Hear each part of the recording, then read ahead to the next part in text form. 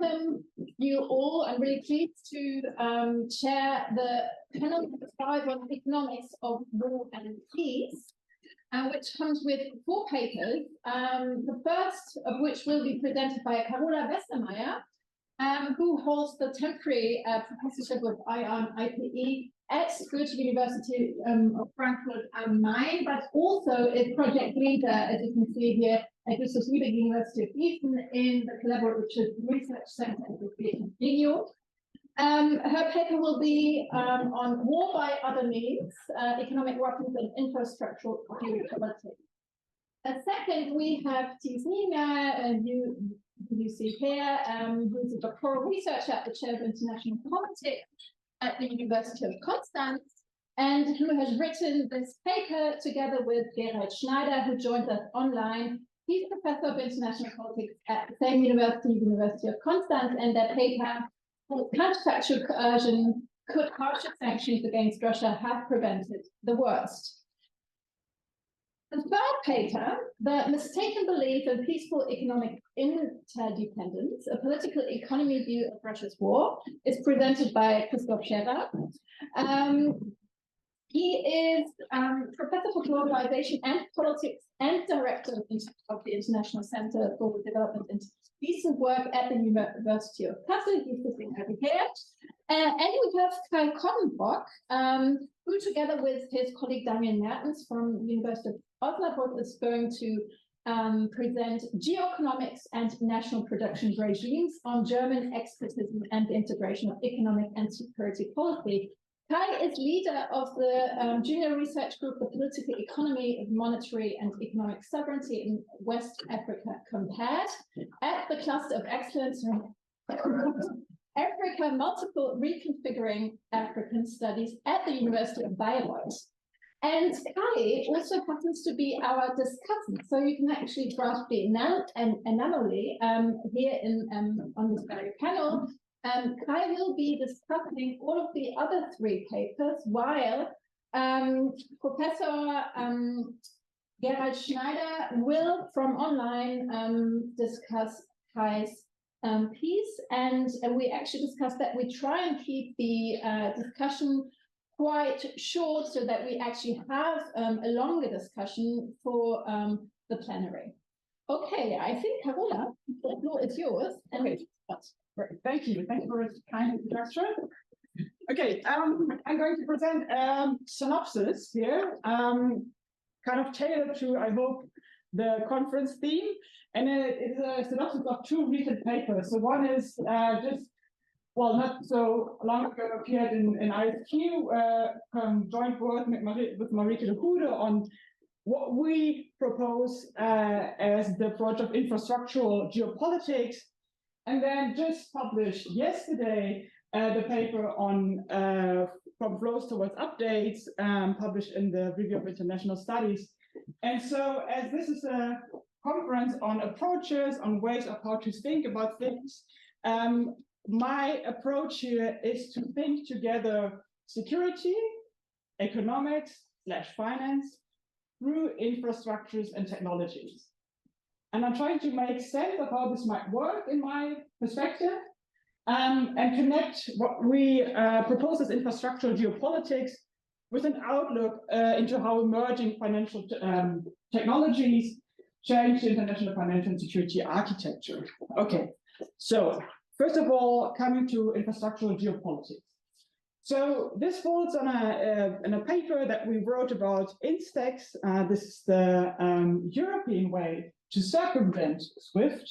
It's kind of already in the space, but it used to be quite important.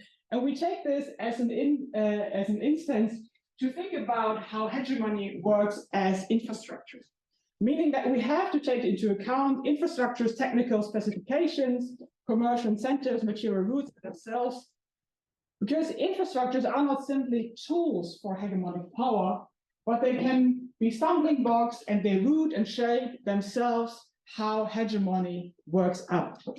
So for us, it is important to unpack how infrastructures hardwire particular historical power relations, and that infrastructures, but at the same time, are not just sedimentations of past power relations, but they act as active routers that shape power relations in the present. Okay, when I talk about the past relations, let me make this example when we look at SWIFT.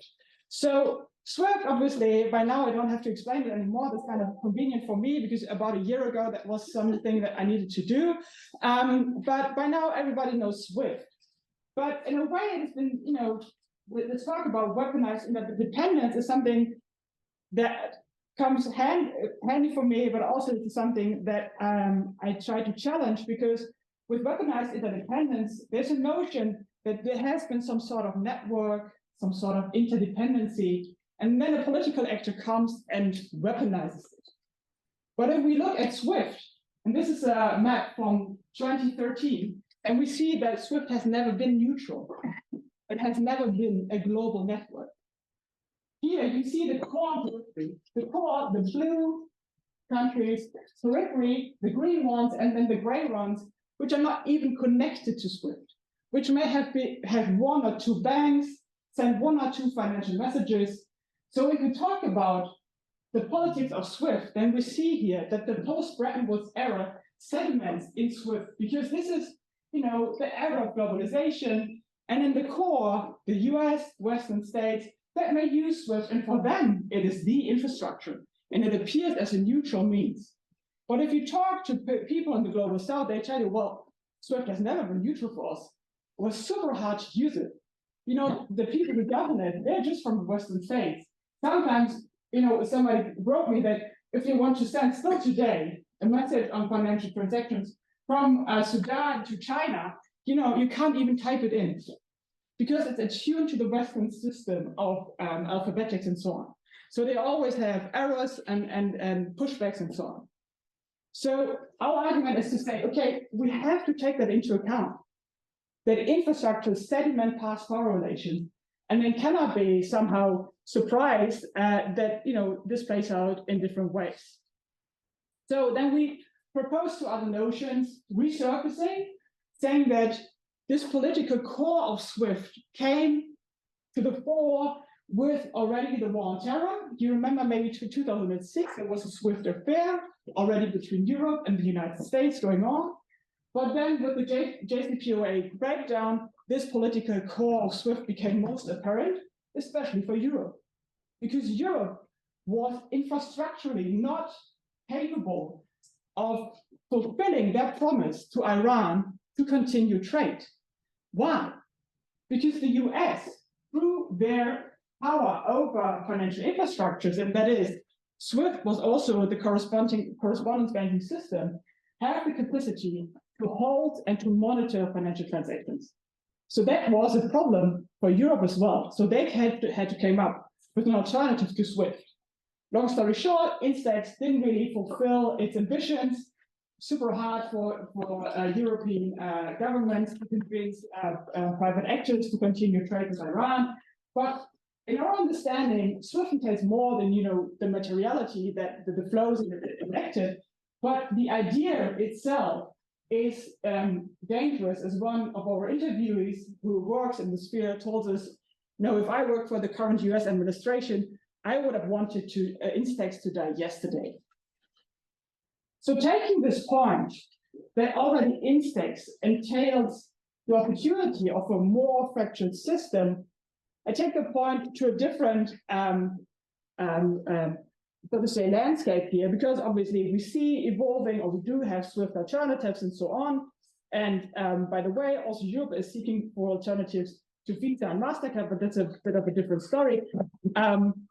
Looking at, not saying, okay, this is all what we see in the past, and we have to look at current infrastructures, but this part of infrastructural geopolitics is ongoing. And it is ongoing at the moment with new central bank digital currencies. I'm not going to go into all the details what it means. Essentially, it is a digital currency. It is a new form of money that central banks will issue. And it is a current issue for the political sphere. I was invited this Wednesday by the G7 presidency and the Bundesbank, being an expert on geopolitics of payments, and telling people from all the G7 countries about why payments is a geopolitical topic, because they know it is, but they don't understand how, right? So it was kind of an interesting experience. But essentially what I told them is a bit the same to what I tell you, and maybe let's see how it all plays out. But okay, so how do financial architecture and security politics play out through infrastructures?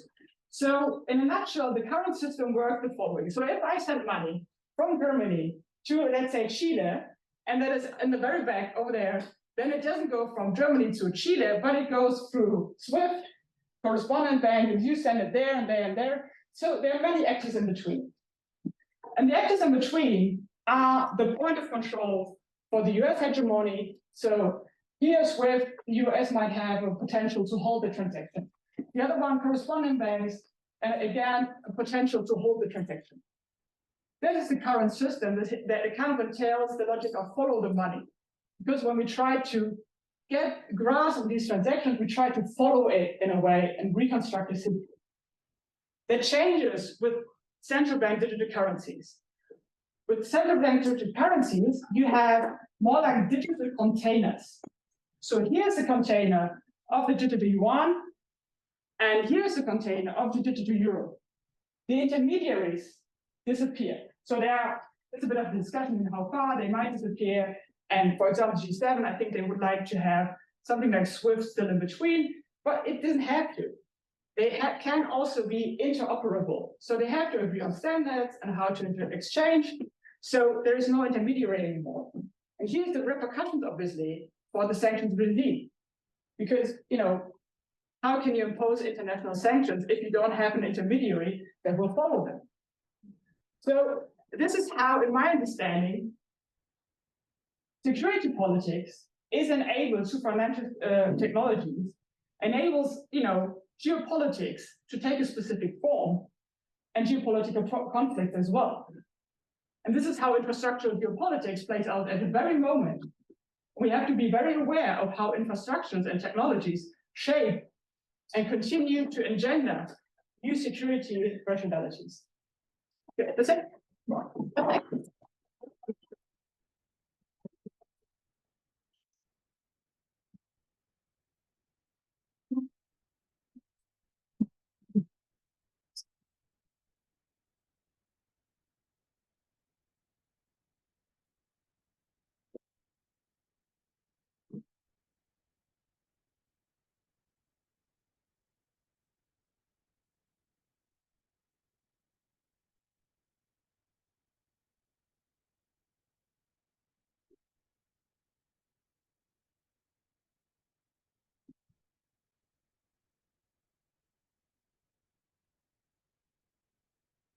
Okay.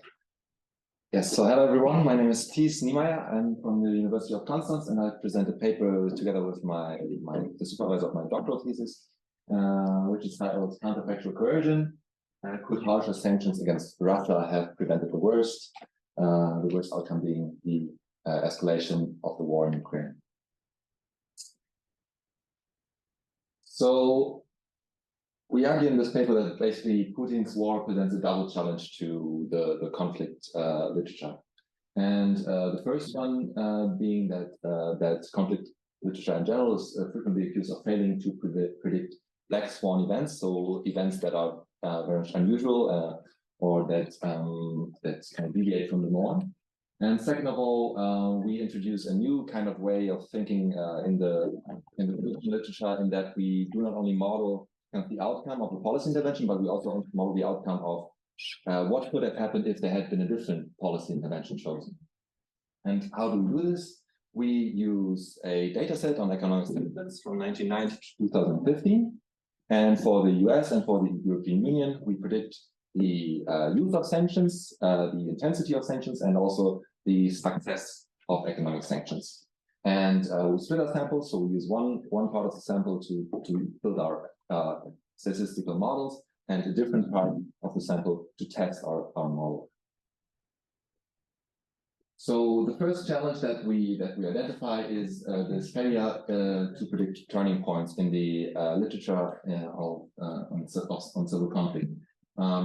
important examples here are, of course, 9/11, or the end of the Cold War, or the Arab Spring, all those events that are kind of irregular. So conflict research is very good in predicting whether a conflict will escalate further or whether it will diminish. But it's hard to predict such black swan events, despite some exceptions, of course. So we kind of want to challenge this here by predicting the success of the sanctions on Russia in 2014 and show that they, in fact, were very unlikely to reach their intended outcome. Second challenge that we identify, and here my co-author has brought one of his own articles, which is that in general in the prediction literature, when we evaluate policy interventions, mediation, peacekeeping operations, we always try to predict kind of what is the outcome of the policy that was chosen in any case. And what we try to do here is to use our statistical models and to use our knowledge about past events to predict what could have happened had a different policy alternative been chosen. And in particular, how could a stronger or weaker sanctions on Russia in 2014 have led to a different outcome this year? So how do we do this? We use the EU-SANC data set, which has data on economic sanctions from 1989 to 2015. And then we have one training period from 1989 to 2008, and one prediction period from 2009 to 2015. So we have our three outcome variables here: the use of sanctions, the intensity of sanctions, and the success of sanctions. We train our models every time for the previous period, and then we predict the outcome, and we can see whether our predictions actually match the observed outcome. So when we talk about intensity, we are talking about the type of imposed sanction, where we scale this from just targeted measures over trade sanctions up to a complete economic embargo. And when we talk about the success of measures, we take the commonly used measure from the Huber-Elliott data set, which has been also used in this data set, which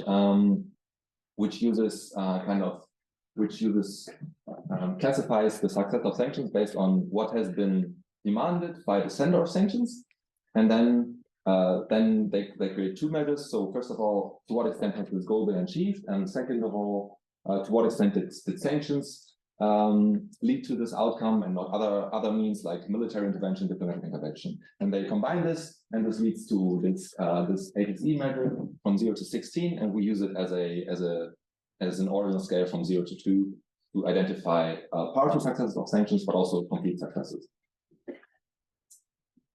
So in terms of our result, this is then what we get for the period from 2009 to 2015. We have those cases where sanctions could have potentially been used, and those cases where we actually observe sanctions. So we have two different model specifications. We predict sanctions for the European Union in this column and for the United States in this column. And then we have two model specifications. So the first one would be just focused on simply norms violations. So for any country, we observe, has there been political unrest in this period? Has there been systematic oppression by the regime? Has there been a military coup? And we use this model to predict the use of sanctions and our other measures. And then secondly, we have a different model that also includes political and economic interests of these two senders. So we have variables that measure the economic connections between the EU and a potential target. We have also measures that capture the political interests of the EU or the US and the potential targets, such as whether there's a military alliance between these two. And then we generate our predictions. So here in the columns, we have the predicted outcome for any given diet year. And in the rows, we have the observed outcome. So for this example, for the EU, for our norms and interest model, we would observe 941 cases where we do predict that there will be no sanction, and this is actually the case, and 11 cases where we would predict that there is no sanction, but we actually observe a sanction. So in general, we can say that combining these two correct parts of this table, we correctly predict over 90% of cases. An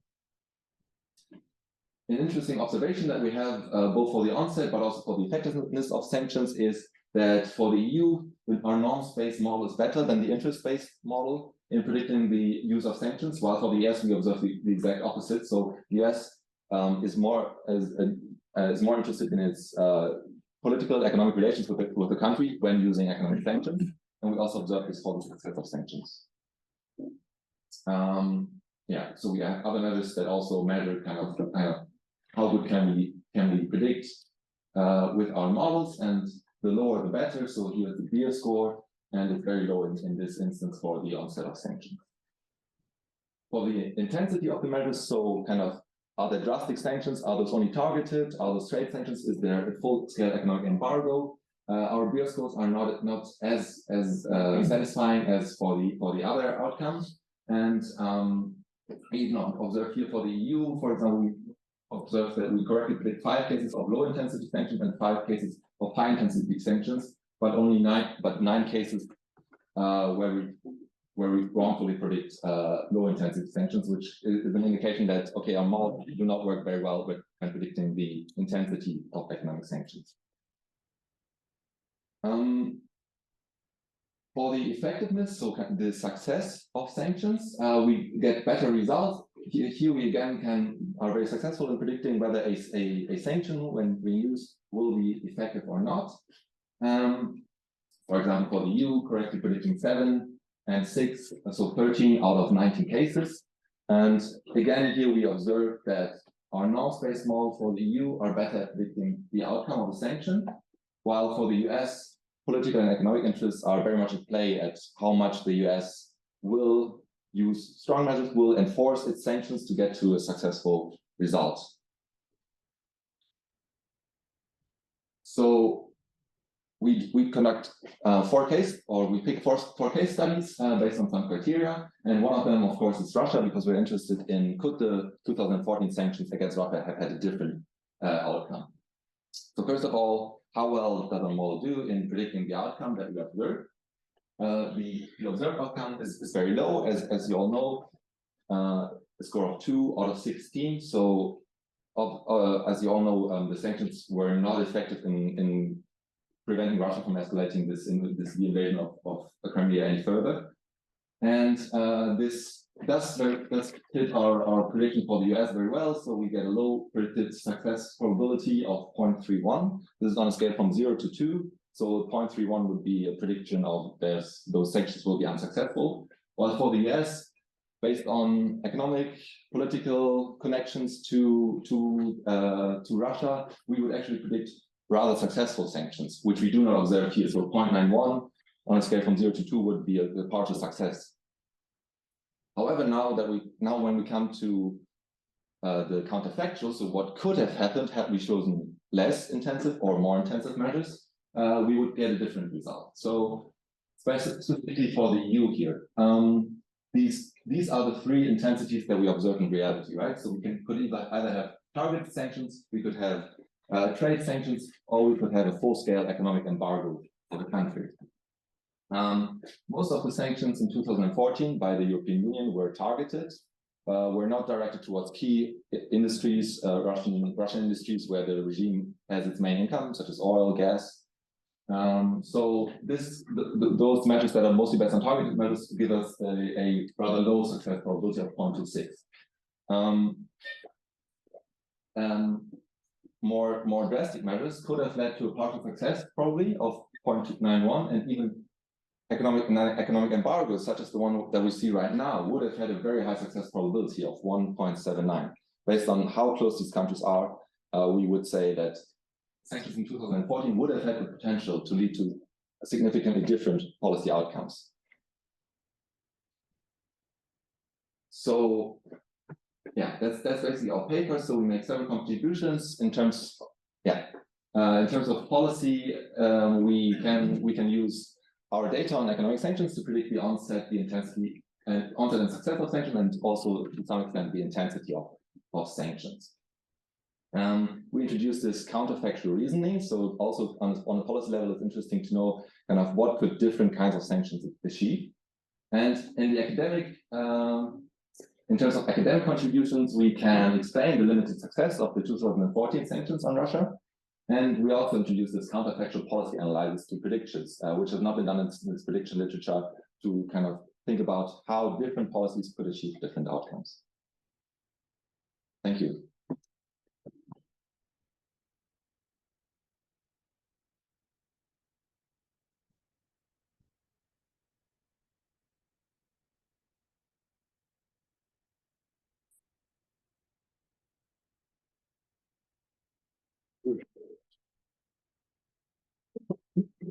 It looks different than when I put on my reality. I placed it somewhere, but now it's obviously. So you open it before? Is it anything? No,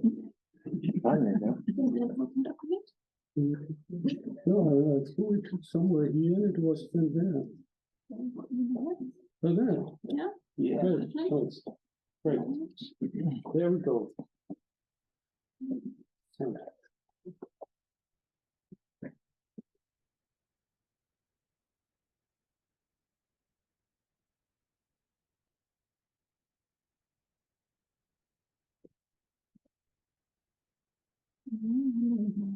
What's the game? Yeah. Okay. Oops.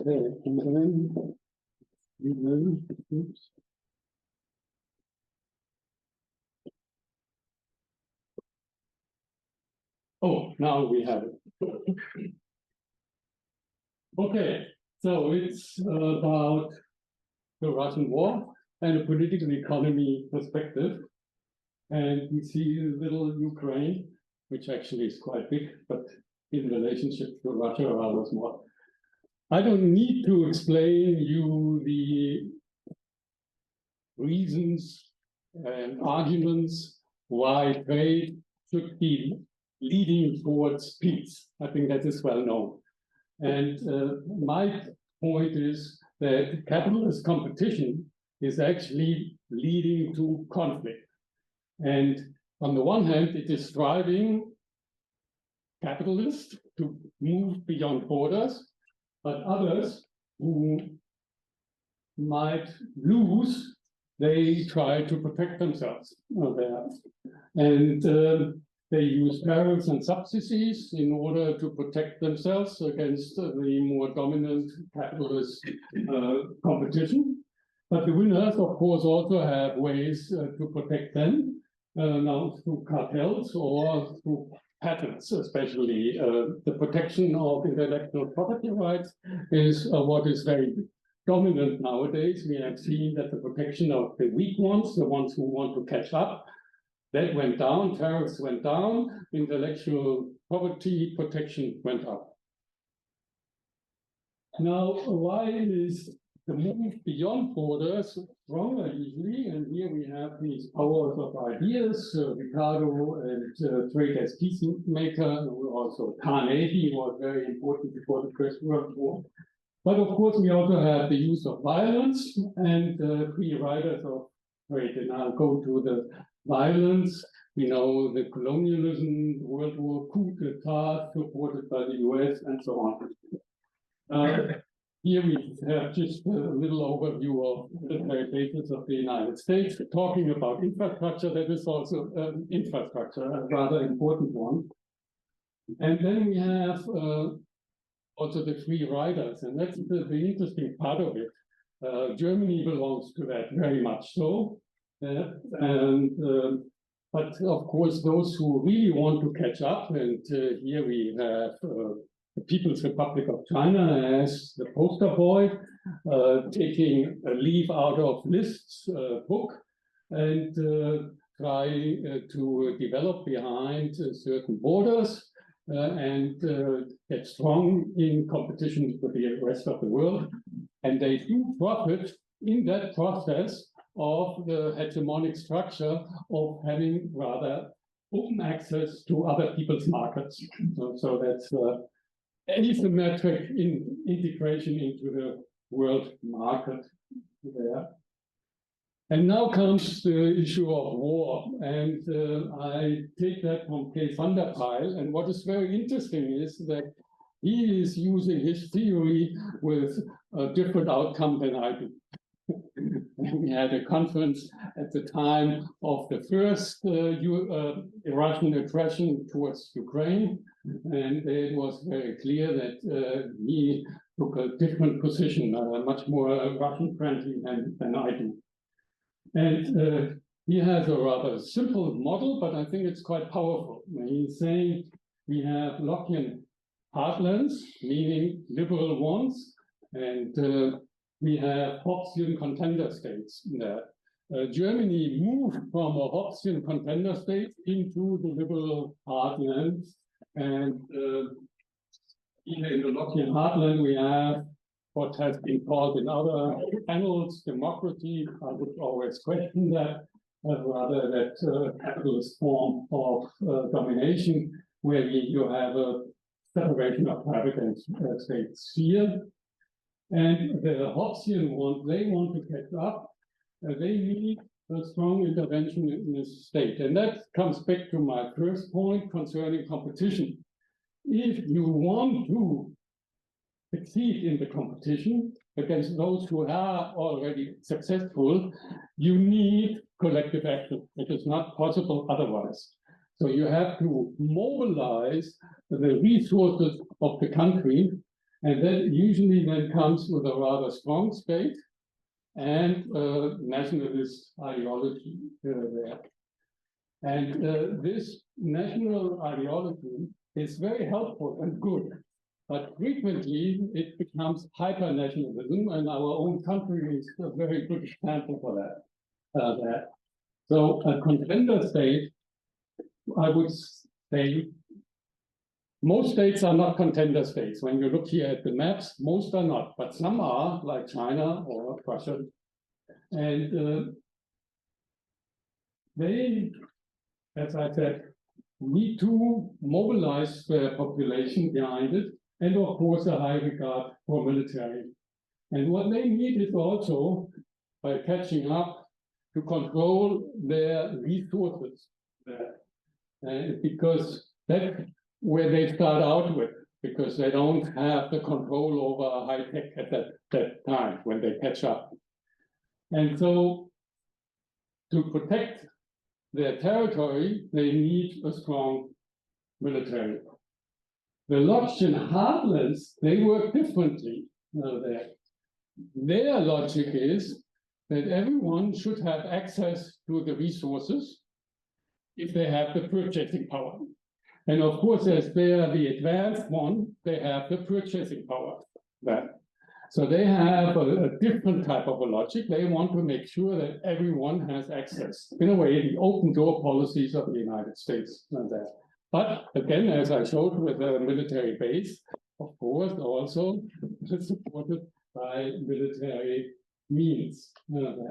If we apply that to Russia, we see a repressive state, a military-industrial complex now, and we have certain specifics, kind of the nostalgia about being a superpower, and of course the very negative experience in the transition period, which is probably also one of the key reasons why Putin got a lot of legitimacy after Yeltsin, which was a very traumatic experience for the Russian population, the Yeltsin years. That it leads to a certain hyper-nationalism. It does not mean that everyone in Russia is a hyper-nationalist, but in a way, key forces. And when I was in Moscow in 2009, right after the war against Georgia, with the policy elites there, it was very clear to the Russian policy elites that Ukraine belongs to them, independent of what the people in Ukraine think. So I was not surprised in 2014 or now in 2022.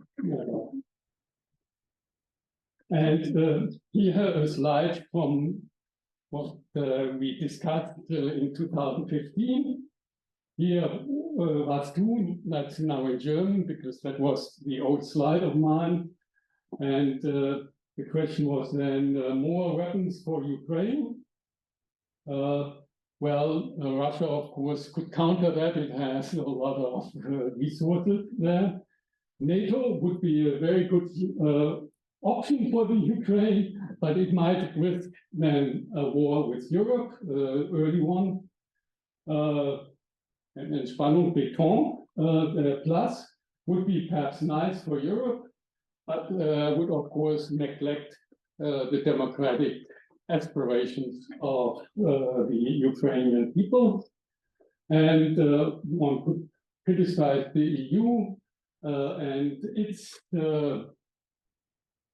military expansionism into Mali or Afghanistan or some others, and one would try to strengthen the international law. That these were kind of options we discussed at the time, and I won't give you the answers we had, because I think these questions are recurring now.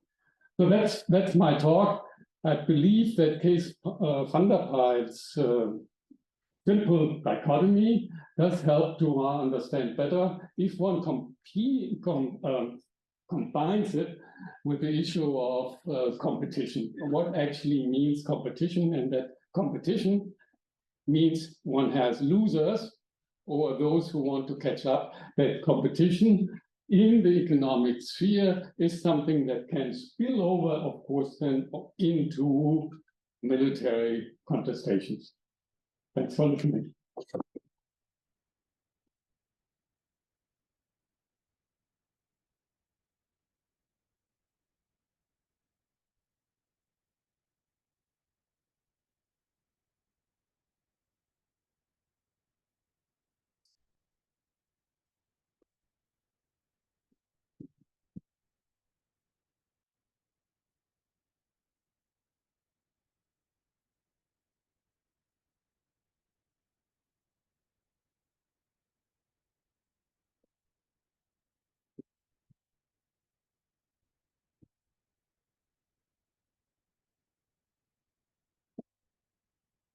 All right.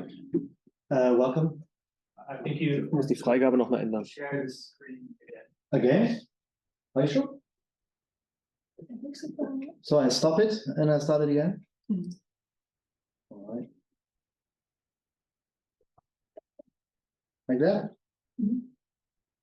Okay. We can die gemeinsamen Bildschirm nutzen. I've never seen that here. Okay. Yeah, thank you so much. I first wanted to thank the organizers of this beautiful conference, because I don't think that is very common that we have a conference like that on a specific, highly topical topic. Yeah, I think in my very short time here in but I'm not that young, it's the first time actually. And really bringing everybody together and even having a panel on economics, which an opening, I think it's promising for the future. So my paper together with Daniel Mertens, who can't be here because he has an institute day to develop a strategy of the institute in Osnabrück, so he can't be here. We wrote this together, is on Zeitenwende in German IR, the use of geoeconomics as a lens, and the distributional dimensions of German exportism. So you might notice slight changes in the title. So it's an extension of a paper that we've already written, particularly for this conference here. I want to start with two pictures. One very recent one that you've probably seen. The Chinese president and Olaf Scholz meeting bilaterally in China to talk about future deals, and captains of industry were with him, which was highly controversial in the context of the current debates about the reorientation of the German foreign economic policy. And on the right-hand side, you see a cobalt mine in the DR Congo. And I would argue that these two pictures symbolize the challenges to German foreign economic policy, but also its domestic political economy quite well. Cobalt, because the energy transition will be difficult and it will require resources that have long been bought from China. China could be taken for granted, which will no longer be the case. So that Germany is now writing a resource strategy is not by coincidence, but it's preparing for a more competitive raw resource supply in the future. And dealing with China, Russia, we can decouple or deglobalize from Russia. We can replace the energy, but China as a coming hegemon will be much more difficult. So I think these pictures are two of the key challenges that I might be talking about. Sorry. So I wanted to talk about three things: geoeconomics as a lens, German exportism and its distributional implications within the country, and who is the we, as an explicit answer to, or attempt at an answer of some of the questions that was raised in the call, but also that several people have already talked about. So many people remarked doing different, so what is the we? I mean, is this unduly homogenizing? And I will also say something about that. And the argument I'm trying to make by talking about these three different issues is that we have a lot of diversifying to do, I would say, both in the social composition of our field, with a view to how systematically and synthetically we deal with domestic and global political economy, but also expand our view on South-North relations and integrate it more systematically, which nicely tomorrow will be one of the topics of this conference as well. So the chapter we've written for this book here, edited by Milan Babic, Adam Nixon, and Imogen Liu, is already published, but the new part is new, written by Daniel and me. So starting with the first point, German exportism and geoeconomic lens. I mean, we all know that Germany is an export nation, that we are exporters. We hear about the inflation rate, we hear about the growth rate, and we hear about the export Weltmeisterschaft whenever we get this data. And here we see quite clearly that structurally it's been going on for a long time, but there has been a massive increase in export orientation. Why is this relevant? It's relevant because it makes us dependent on global trade. And it's also relevant because to be competitive in exports, you need to have low salaries. Or at least cheap prices of exports, otherwise you're less competitive. So austerity and exports, Weltmeisterschaft, go hand in hand. And this is relevant for the distributional implications of our exportism. So this is just a descriptive view of a massive increase in this exportism, and that potentially this increases also the systemic necessity to keep wages low. And these exports are mainly driven by the so-called Mittelstand, but also by some of the large DAX companies. And these are the 10 largest ones in terms of total assets. You see Volkswagen Group, partly state-owned, with a long and very controversial history. Daimler, BMW, so 3 car companies, the heart of German exportism. Then we have Siemens, Bayer, BASF, and some others. And then, so we have integrated large corporations and also pharmaceuticals.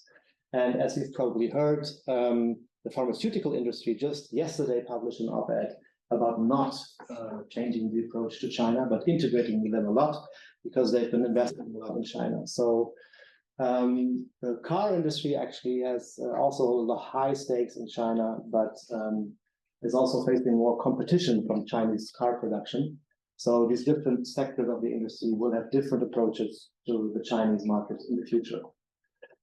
And what is important in the context of the relationships that Germany has built with the world, because it's an export economy, that the US and the European Union continue to be the most important destinations of German foreign direct investment, but that growth rates have been highest, as you see below, in Russia, China, and India. So Russia will certainly subside in the near future, or maybe pick up in a few years. But India and China will continue to be extremely important.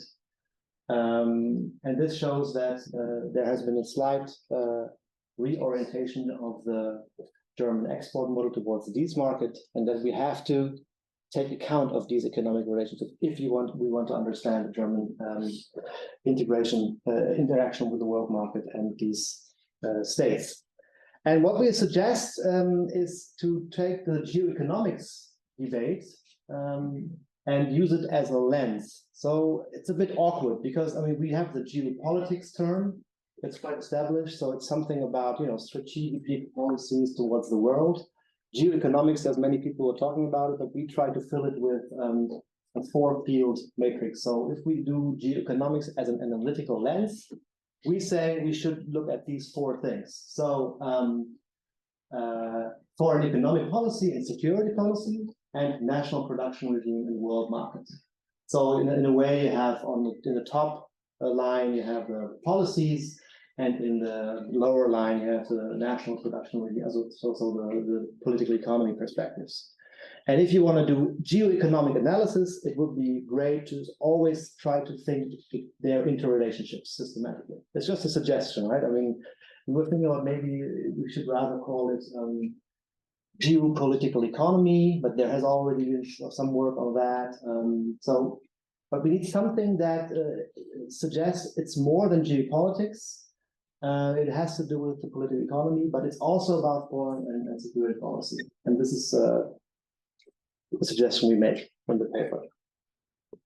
Now to the second part, distributional implications, and this is where we've continued the paper. It's not published yet. So we dug a bit deeper into German society. So the German workforce has been rendered more precarious since the Hartz-Reform in 1998. We have a higher migrant share in low-paid jobs. We have specific sectors with specific female or women employment rates. Public sector has more women employment. So these particular parts of the German domestic political economy are affected in different ways by our foreign economic policies and by the kind of exportive strategies and industrial strategies that we pursue. Because different sectors are affected differently by our ways of interacting with the world market. And for that, we need basically comparative political economy, which looks at that quite systematically. And at the same time, we not only have to go within the society and look at gendered and racial kind of distributional consequences of our way of organizing the political economy, but also begin to systematically take stock of the ongoing value transfers that are still going on between the global south and the global north. And that's why I brought up this Congolese example. You've probably heard of these production or global value chains with a view to telephones, you know, that, or of coffee. Very small parts of the end price of a Starbucks coffee, for example, will end up in the hands of an Ivorian cocoa farmer, and the same about cobalt, which is going into cell phones. Obviously, there's a long debate whether that depends on productivity, but I think there's very good arguments for showing that it's also a question of power and the size of the corporations that are dominating the value chains. And if we want to understand or sort of have a holistic understanding of what our corporations and we as consumers and we as workers in Germany do and how that relates to the global south, we sort of have to integrate these perspectives. And this is another, let's say, we are trying to underline why this is relevant with a view to the first 2 pictures I showed, so China and DRC. Here is a report from Andreoli, who is an economist at SOAS in London. He shows the production and processing of critical minerals. So the production, you see here, platinum is mostly in South Africa, graphite mostly in China, cobalt, I talked about it in DRC, it's in the top. And below, you have the processing. So share of processing volume by country for selected critical minerals. For example, cobalt is processed mostly in China, lithium in China, nickel in China, but also Indonesia. And in the paper, we tell the story that Indonesia has now nationalized nickel production and is talking about cartels. So the talk of cartels that Christoph also mentioned has been picking up massively because countries in the global south realize this is the moment where there's sort of instability in global order, where they can come in and try to reap higher prices to buy building cartels. But this just shows that the challenge for German foreign economic policy and also their implications within the country and socially will depend to a very high degree on how we relate to the global south, but also how we relate to China and how we build these relationships. Now to the last part of who's the we. I have only 2 minutes. So we try with this analysis and suggestions about geoeconomics as a lens and an integrated perspective on South-North relationships and what the distributional consequences within the country are, to also criticize or like sort of gesture towards a more disaggregated or more nuanced understanding of what the we is that we're always talking about. So on the one hand, Germany is not Germany, but there's different industrial sectors or there's different parts of society that win and lose out. And also Christoph was saying about capitalist competition in specific arrangements. Then when we talk about German academia, which was also one of the core points of focus in the call, we never really talk about the fact, I mean, these kind of settings, that it's predominantly male, predominantly white, and upper middle class. Of course, there's exceptions, but I think that's something to keep in mind and to make explicit when we talk about who is the we. And the same applies, I would argue, to the we, and somebody mentioned it already, and how far it reaches. So are we talking about a part of Germany, we as men, we as Europe, or we as the international community, which is very important in Hubert's work, for example, about the responsibility to protect or humanitarian interventions. We would argue that there's a lot of implied universalism because in many parts of the global south, there's indeed often quite a different perspectives on many of the issues that we seem to be universally agreeing on. So if we talk about we, I think we have some work to do to disaggregate that. So to conclude, I would just say, come back to the 3 points that I was trying to make in the beginning. This analysis suggests that we can profit from a greater awareness of the lack of diversity, socially, theoretically, empirically in our academic field, and a more synthetic perspective that takes political economy seriously can deal or can generate interesting ideas about the future challenges of the domestic political economy. And I found it interesting in Michael Zürn's piece that he shared, that he also talked about in the last panel, that there's always some kind of gesturing towards economics. It was the first bullet point of the list of issues that we should talk about, but then he never really does it. So I think there is a sort of a desire even among the IR community in Germany also to do a bit more of that, because it's obviously, it could be fruitful. And third and last, a more global perspective, and we'll hear more about that tomorrow, that integrates domestic and political economy, with particular emphasis on the entrenched processes of value transfer from south to north. It's a broad argument, but I hope that it's food for discussion, and that's how we understood the position paper it should be. So thank you for your time and interest.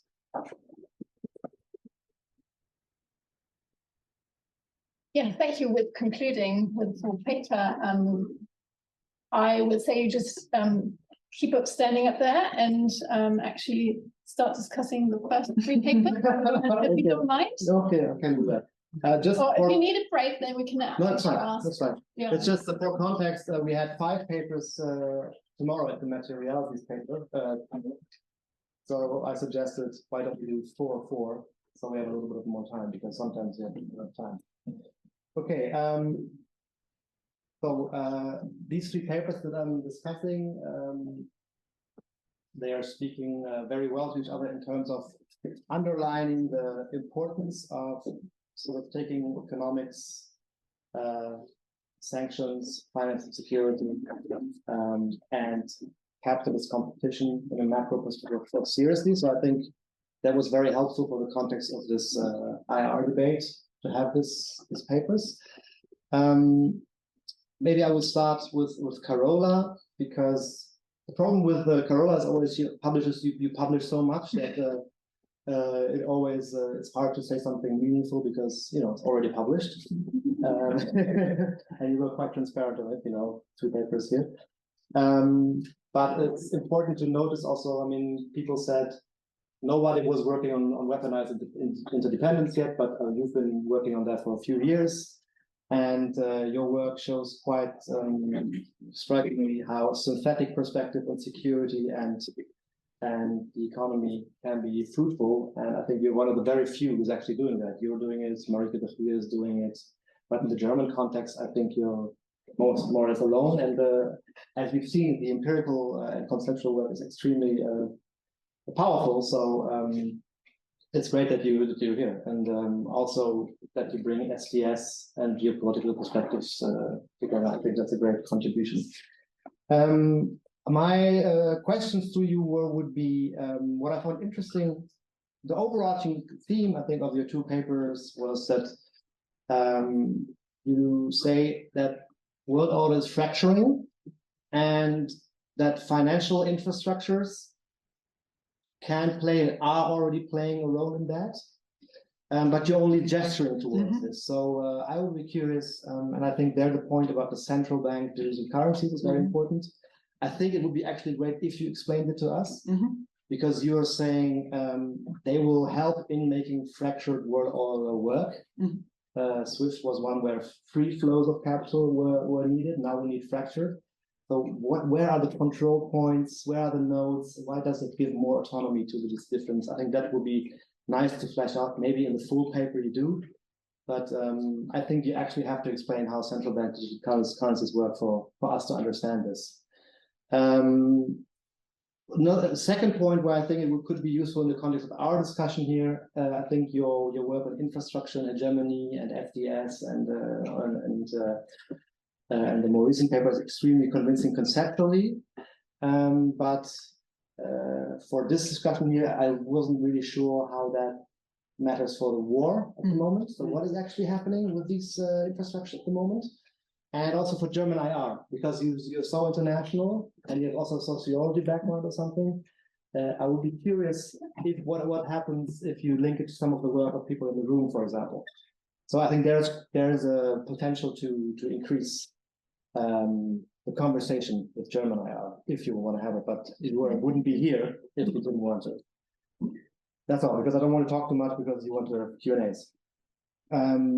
Yeah, so Thies and Schneider were here. So I have to confess, I have a bit hard time really going through quantitative work. So bear with me if my comments are really pedestrian. So I'm just going to name a few interesting findings that I found just interesting as a naive reader. So first, that the EU is more likely to impose sanctions based on norms, and the US is more on political and economic interests. I think that's, and you argue that that's the case because US sanctions are often already very tough. That's at least how I understood it. So that also matters for the difference in prediction success or in sanction success, because there seems to be like a substantial difference between EU and US sanctions. And I think you should maybe flesh it out a little bit and ask maybe why could that be the case. I think there wasn't that much in the paper. And also in the case studies, which are very brief, you could say more about that. Overall, the thrust of the paper, I wasn't really sure if it's more a methodological paper on the potential of counterfactual analysis, or on the other hand, a paper about Russia, because I think you announced much more about Russia than you actually do in the paper. You did more of that in the presentation, but it's in the paper itself with much more of a large N character paper. So I think you should maybe increase the fit between what you announced in the abstract and the title, and then what you do, or maybe deepen the Russia part of the paper. Some very simple questions. I wasn't sure how you selected the cases. It's a really cheap question, but yeah, I wasn't sure. I think at this point, it's extremely important. And I was lacking a little bit of an embedding in the broader debate on sanctions. So there was this Princeton or Cornell University textbook by Nicholas Mulder on sanctions that was quite widely read about Russia now. So a little bit more in the literature on the highly pressing debates at the moment on sanctions. I think that would be useful. I don't know what you plan to do with the paper, but as it's already at full length, I think that could be useful. Yeah, Christoph, the first impression was, I mean, you start reading from Ricardo and Hirschman and List, and you really I don't know what did you write this for here, or is this an older paper? It felt like you wrote it for this particular occasion. And then I think the self-confidence of the senior scholar who just writes this thing that I found this quite impressive, and also really pedagogical in a way, because you start from the basics and then explaining us how capitalist competition leads into this, what we call locked-in heartland, and obviously contender state. What you're trying to do in the paper, in my impression, is an implicit critique of the peaceful economic interdependence and its benefits idea, which came up several times over this conference already. And you say we really have to be conscious that there are always losers. I think it's quite basic and on the first slide, but it's important because Ricardo is still so important, and that there is a danger of nationalist overshoot, even in a globalizing world. So nationalism can actually prevail over globalizing tendencies. I think I found this really convincing and important. My questions are also very basic. You seem to be taking more of a long-term view on the lock-in heartland Bayesian contender states idea, but it's in this short paper of 4 pages and also in your presentation, a bit disconnected from the broader debates around locked-in heartland, Bayesian contender state, but also about dependency theory, world systems theory. So the broader sort of materialist debate, I'm not sure how to locate your choice of this particular approach. Because as far as I've seen from what you are doing in this paper, the Global South, for example, which is always something that is important to me, it's unclear how it features. It seems to be, in a way, a sort of Eurocentric framework where dominant Western states contend with, I mean, China is not the West, but I don't know whether it's a truly global theory or whether it still it's open to this critique towards Marxist approaches that it's too Eurocentric. I wasn't sure because you don't contextualize the choice of this particular perspective. So I would be curious what value transfer, for example, because I know you work with many colleagues in the Global South, these issues that are very important to these colleagues, how they feature in your analysis. So value transfer, also how it relates to the notion of imperialism. That's the last point. I think, Maren, you also mentioned, it was an interesting line. We have to talk about Russian imperialism and all imperialism for that matter. So in a way, we have now this awkward situation. We need to talk about imperialism again, but we don't have the habits. So we have to have a new discussion about what imperialism is in a way. And the classic theories of imperialism, obviously, they talk about, Landnahme and primitive accumulation in the Global South, the question of monopolies, cartels. So I think it would be really useful because you have a lot of experience and knowledge about that, to open that kind of worms, because I think we need to have a discussion about imperialism because Russia is behaving as an imperialist power. But the overall theory of imperialism we are not tackling because that would be sort of weird. I mean, if we talk about US imperialism now, this is not something that we've been doing in our German IR for the last 30 years. But now we have Russian imperialism. So we somehow have to debate on that. And with that note, I end. And thank you very much for the opportunity to discuss, and looking forward to discussing on your great papers. Well, let's first of all have Gerald Schneider come in. Yeah. Thanks so much for your comments, but I think you also deserve a few comments and questions from Gerald, maybe.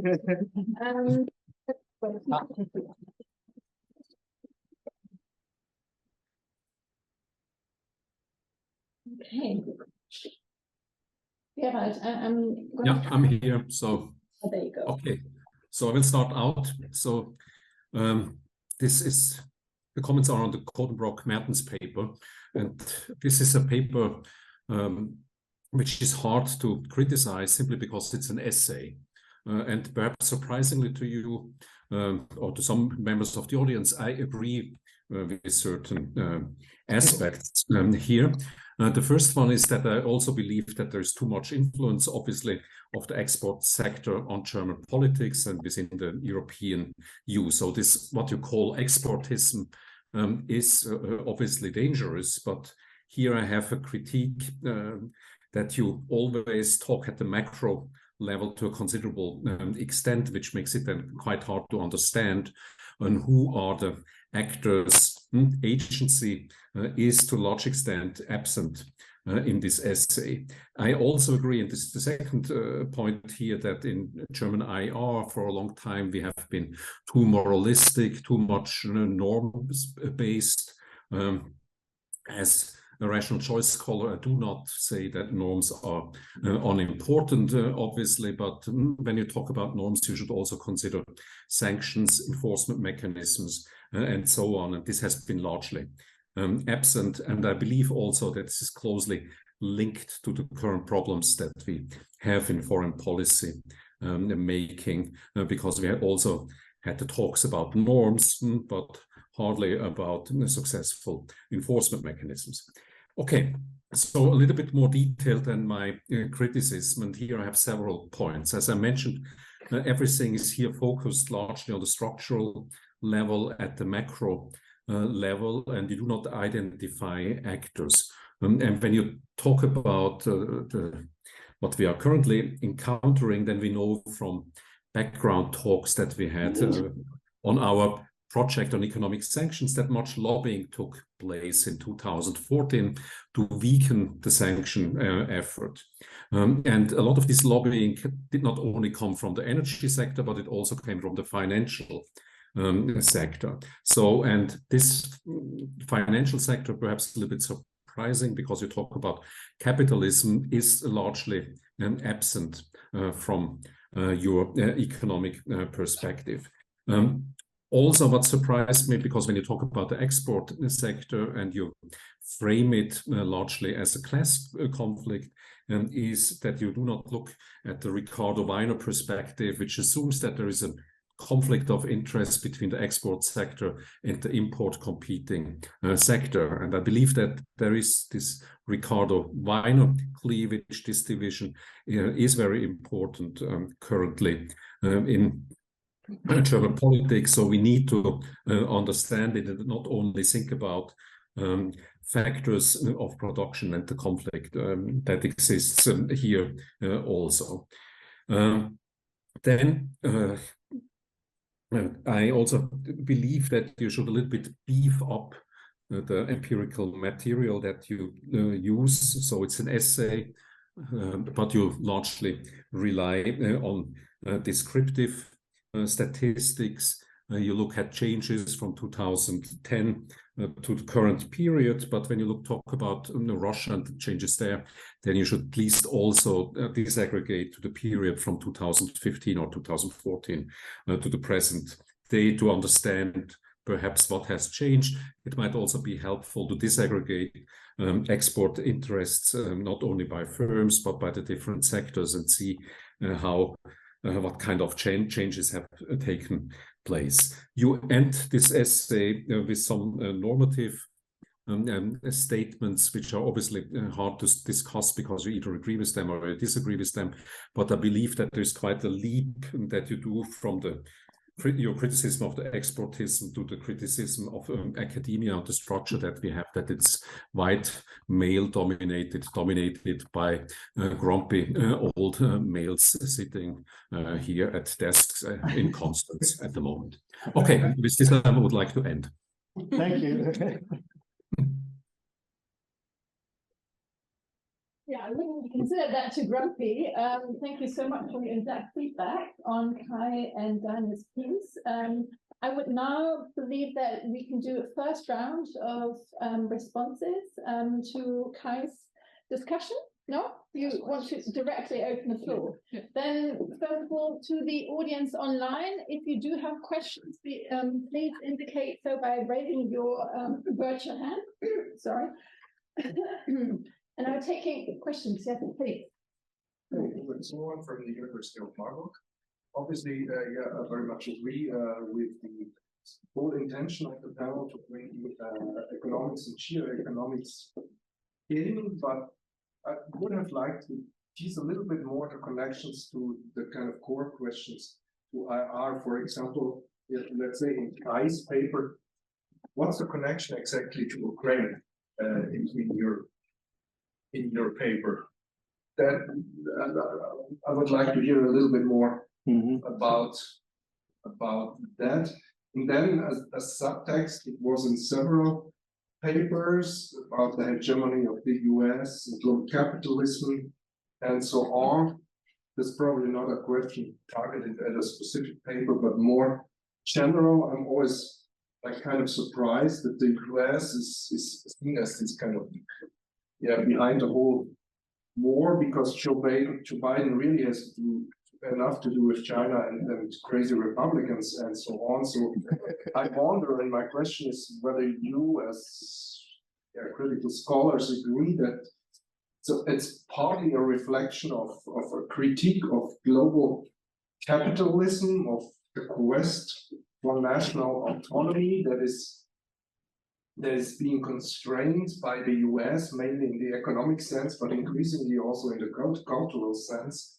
So a question of a sovereigntist idea of national autonomy that is behind this criticism of the US, because the empirical basis for the US being behind the war and so on is really sketchy to my mind.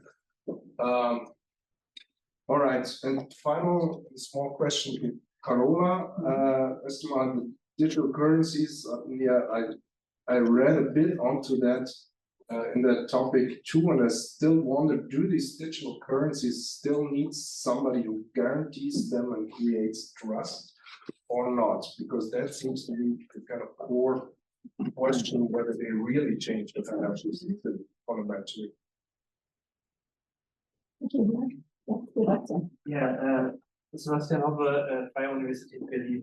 Very briefly to Carola. I mean, all very interesting, but you mainly talked about geopolitics and the financial infrastructure. So what are actually repercussions for production and trade once these new digital currencies are there? Has it repercussions for the nationalization of production and then also trade relations? And to Christoph Terra, I mean, it kind of reminded me of a counter thesis to the capitalist peace argument, right? So it's not capitalist peace, it's capitalist war all over the place. However, I mean, what is your notion of capitalism here? So this is both a problem for the capitalist peace and for the capitalist war. I mean, personally, I have a very thin definition, so I'm kind of critical to this idea that capitalist competition spills over into interstate war. I mean, someone had to show to me that the guys waging war are actually the guys doing capitalist stuff. I think this is an empirical question and not so much a theoretical one. And I'm just interested in the notion of capitalism that is behind your story here. And then one last question to Kai. I mean, yes, critique on German exportism, very welcome. But I mean, what comes first, the distributional conflict or exportism? In your story, it's like, okay, there's this project of exportism, and then there are some distributional consequences. But if you trace the story and you listen to for example, the neoliberalism scholarship, maybe the distributional conflict was there way before the radical exportism story of Germany started. So, I mean, my take would be it's co-constituted in some way, but is it exportism and then distribution like your paper implies? Thanks. So actually, I have one question for each, I think, if I may. For Carola, actually, I wanted to take Hubert's question and sort of direct it towards you. That you gave us sort of a synthesis at a very high level of abstraction that I wasn't quite clear what the implications would be, especially for security relations. If you could elaborate on that. For Thies and Gerald, it seems like a great paper. I look forward to reading it. I haven't done so, but if I understood correctly, the key finding is that more severe sanctions back in 2014 might have been prevented the current war, but at least would have been expected to be effective in their own time. Can you give us a sense of what that means substantively, concretely? What would those sanctions have needed to look like to be in that numerical 15 to 16 points out of on that scale category? for us to expect success there. For Christoph, and I was a little confused on, so does it really make sense to think of Russia as a contender state? I mean, maybe I'm too much shaped by sort of power transition theory kind of frameworks, but if we think about China, if we think about India, Brazil, some others maybe as regional powers, they're all growing. They've been rising powers in some sense. And my sense is Russia is grappling with having been a declining power for at least the last 30 years, if not the last half century. And that seems to me creates a whole different power dynamic and a whole other set of problems than what I focus on there. And then finally for Kaya and Daniel, so the exportism idea sounds to me actually much more like new trade theory than Ricardo Weiner, but then that suggests indeed the focus on these major companies that are on your slide, and then you sort of mentioned in passing that actually in the German political economy, there's a whole lot of smaller companies and medium-sized companies that in Germany, unlike in many other countries, actually are a lot of those exporters. So if we want to think seriously, I think, about the sort of political and maybe even international security implications of the German exportism, it's probably worthwhile to take that distinctive element of the German political economy a little bit more seriously. That seems to be the case. Yeah. Thank you. One last question. Thank you very much. Let's start with candidates. Two questions. First to Koddenbrock's paper. You talked about three very interesting different points. First of all, the dominance of the export sector in German economy, the role of the global south, respectively, foremost China in the mining and which is often forgotten in the reprocessing of critical minerals and raw earths. But that's not only part of the dominant or important for the export sector, it's for the whole industrial basis in Germany. So I missed the connection between these two points. And then getting the connection to your last point, the question who we are, unfortunately, I got lost. So I got lost. How do you connect these 3 points in an analytical way together? So that I got lost maybe due to the time constraints and presenting your ideas. And then one aspect to the sanction paper. Sanctions often have costs for those who apply them. And so I found this interesting, but a very theoretical discussion, because when we're looking back at the situation in 2014, having severe sanctions would have needed a very severe situation, and nobody could foresee that it will happen 8 years later with the invasion in Ukraine. So yes, I found it interesting, but very theoretical, very not connected to politics on the ground and political decisions which are behind it. Thank you. Okay, a whole bag of questions. Not that much time left, actually. How much? Yes, about 7 minutes left, but we can take a little longer if you are willing to wait with a dinner, which isn't too much anyway because we don't have that much money. Minute 5,000? Okay. Really? Okay. Different topic, even though it suits IPE. Anyway, okay, so maybe in the order of presenting, so Carola, do you want to take Okay. Well, thank you very much for the very interesting and relevant questions. And I mean, being in the position between the panel and the dinner is always a bit. Try my best to be quick and answer the questions. Okay, so very fundamentally about the security repercussions of finance and financial relations. So financial transactions and the surveillance of finance has several implications for security. The main one at the moment is surely the sanctions regime.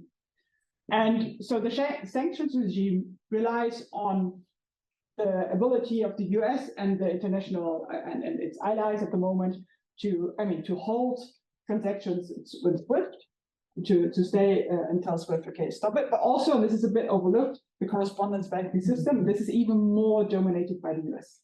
So that is, because often the US, I mean, in IPE, for example, we often talk about, oh, it's dollar hegemony, it's all good. But the US ability to use the financial system relies on both the currency, the dollar, and the infrastructural underpinning of how this money circulates around the world. And this is for me why, really the infrastructure is really important, because we have to understand how money moves around the world. Because at the moment, and this is what we saw with SWIFT, right? It was a way to make money move faster, better, more reliant, more secured, because we wanted globalization, we wanted global trade. We, the West, right? This is the we here, wanted to have that and in a more efficient way. So this is also why the SWIFT network expanded in its way and how it did. And as I told, this is all the problematic that comes with SWIFT, that it has a very one-sided dimension with it. The thing now is obviously the fracturing that plays out is that even for a few years now, not just since the war, countries around the world that have a problem with the US dominance, with US hegemony, tend to think about alternatives, SWIFT alternatives as well, but CBDCs and provide obviously a new measure and a nice way to circumvent it, to set up a whole system altogether.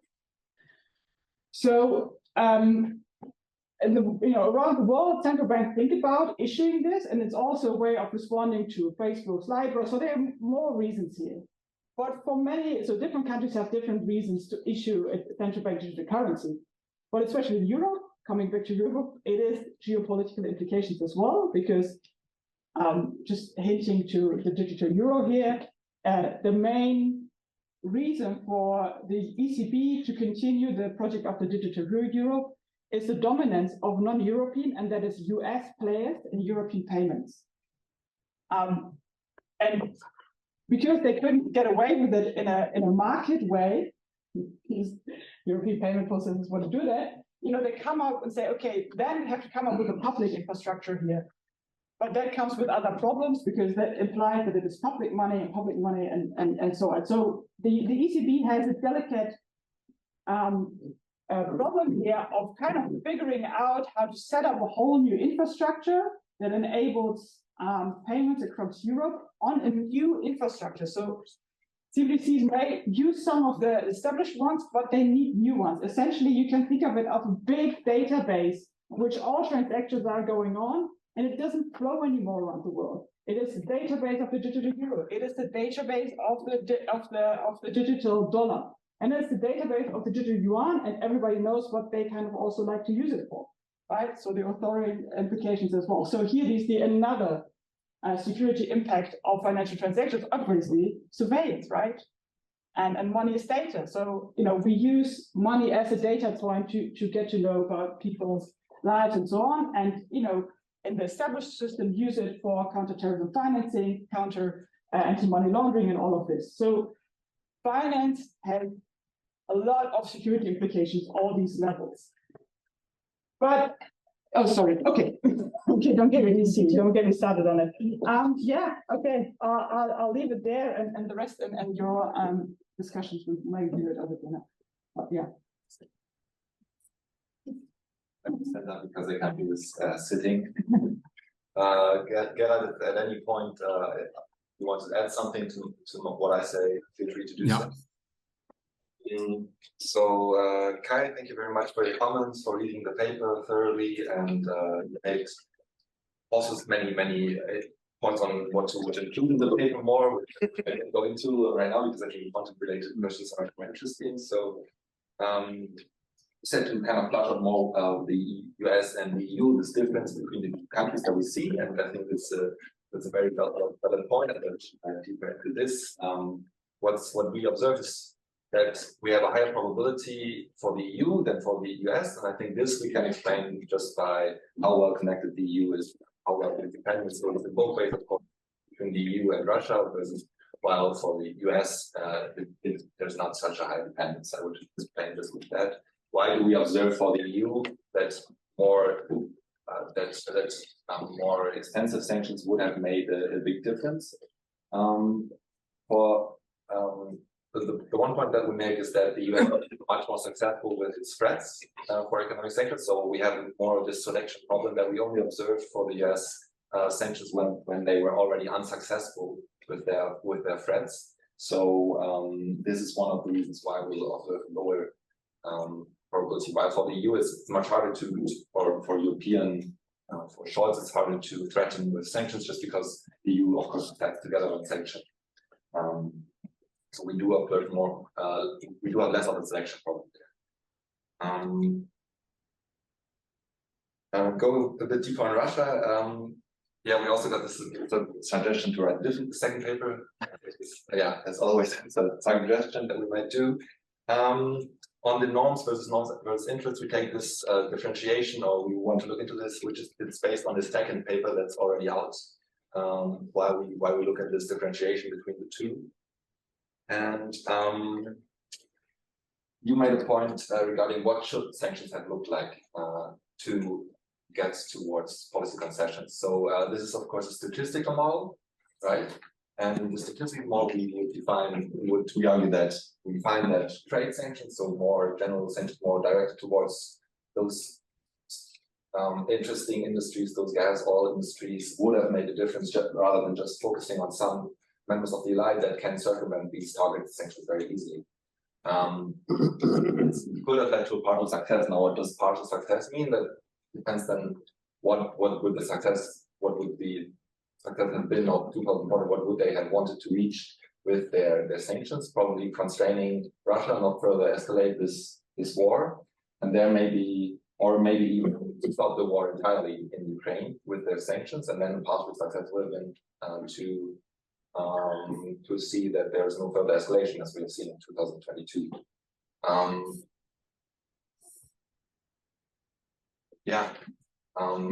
Economic environment. Gerald? Yeah, I have very briefly some points. First to Tim Büte. I believe it was Tim Büte who asked this question. What do these sanctions mean on the scale? The scale is a multiplicative scale consisting of two indicators, and it has the disadvantage that certain categories are never reached because it's a multiplication. So we will probably rescale this and make it then more understandable in the next version of the paper. There was also the question that this is highly theoretical. I completely agree. It is speculative, but that's just simply the point of a counterfactual analysis. Obviously, there are some good counterfactual and some bad counterfactual. So in the literature here, obviously a bad counterfactual is the speculative. Cleopatra's nose would have been somehow longer. What would have happened in the Middle Ages, or if Napoleon had possessed nuclear weapons? What would have happened in the war in Russia? So these are probably not the speculations we want to talk about and that we want to reach here.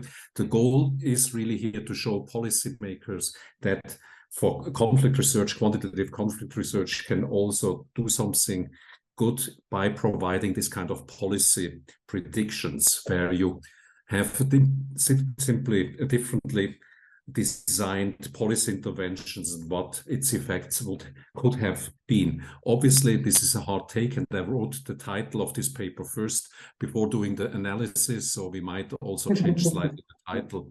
Then we could not have prevented the war with probably then harsher sanctions, but probably we would have seen another approach of Russia for some time.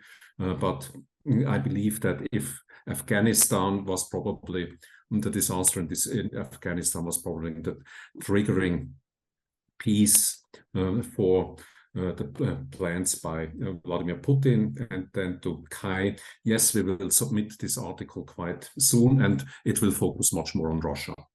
Thank you. Okay, we have very little time left. Christoph and Kai, can you please be brief with the kind of Concerning the question where I position my argument, I would say that my argument is really reductionist, and to really explain the war, I would use more hegemonic analysis, but would bring in much more factors. But I wanted to point out that one can, with a rather simple economic logic, already explain quite a bit. That was my, but I would place it, of course, more in a capitalist hegemonic system there. What is capitalism? Capitalism is private property, competition, and wage labor there. I'm not saying that another system would lead to peace. I'm just saying that this system is a system of exploitation, of uneven development, and therefore also brings about war. And it has been brought about war. Capitalism is a product of war there. The US role, the Lockean heartland is pointing out that it is not just the US, it is of course also Europe, it is Japan, it is and so on. What about the global south? Here I would say most countries in the global south are not in a position to be a contender state, because you do need this industrial military complex, and this needs a lot of preconditions that you have it. Russia is an old contender state, basically as old as Germany was, but it never then became part of the Lockean heartland. That's the difference. And in the paper I also mentioned China, and I think that's the bigger contender, but Russia is still a contender. And the territorial logic is perhaps stronger for Russia because, as you pointed out, it is no longer a real contender in terms of being at the pioneer front of capitalist development, where China is coming close to this pioneering place. And in one of my slides, I had then also the specifics. I think one always needs then to contextualize it. And among the specifics was, of course, also the issue of nostalgia of being a former power. But I would, not so much pointing out to Afghanistan, I would say the key moment was really more Belarus and Kazakhstan, where democracy movements were strong suddenly, and that is the real reason for Putin to have this preemptive war, to make sure that surrounding him, the Russian Empire, there are no alternative capitalist democracies. I would make this point. Yeah, and I think that's it. Yeah. Yes, I believe you can leave your points for dinner and to talk it through with the others. Yeah, I would take many great comments, expletive and distribution, co-constitution, yes, SME, I totally agree with them. Just one thing, so I didn't want to lose you, so I wanted to try to explain it again. So I think broadening and diversifying would be as a position towards German IR, because we were asked to write a position paper, something that we could engage in more. Broadening in terms of including a perspective from the global south and towards political economy, and diversifying also who speaks. And that's what I'm trying to do. So it matters to try to understand why we have such a small corridor of analysis. We have like social field reasons, Lehrstuhlprinzip, whatever. But I think also the composition of our social field of German academia matters for what we look at. And if we want to include the global south, we will more probably do that if we have more people of color who are professors, So that was the link that I was trying to make. So if we want to have a more diversified, broader, more holistic analysis of global political economy in Germany, we also have to look at the we. That's all. Maybe, I hope it's a bit clearer, but thank you so much. Thank you. That were brilliant concluding words. I don't have much to say, because you were actually taking up the call and trying to broaden what we think is badly needed. Thank you so much for actually staying a bit longer, and I hope the dinner's ready. And see you at 7 o'clock, one floor upstairs. We move up for our keynote and our roundtable.